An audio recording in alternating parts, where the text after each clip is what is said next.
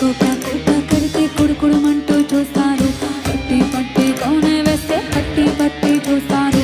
ఒక కాదు కన్ను కాదు కట్టుల్లోన ఏముంది, పిల్లల్లోనే అంతా ఉంది నీ మగ బుద్ధే.